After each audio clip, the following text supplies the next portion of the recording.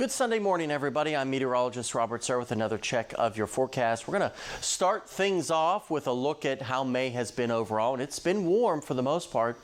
You know, we've had 10 days already this month that have been above average. However, we have had some cool spells in there as well, with 6 below average days and 2 days where we were right at average. However, we are going to be adding to this number because at least I think through Wednesday, we are going to be in a very warm stretch of weather, as you can see here, at least through the latter half of the week.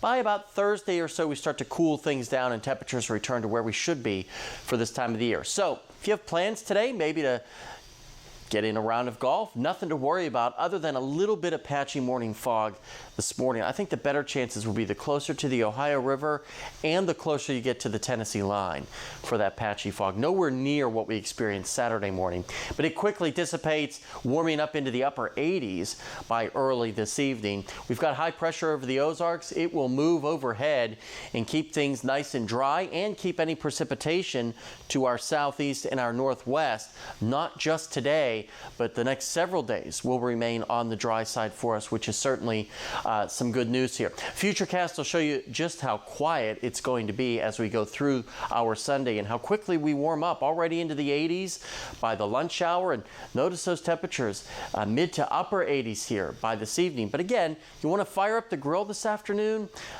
cook out, eat dinner outside, nothing to worry about. Winds will be nice and light as well. And even waking up Monday morning, maybe a couple of high clouds, really nothing to worry about. Temperatures into the mid 60s. So overall today, normal high should be around 79.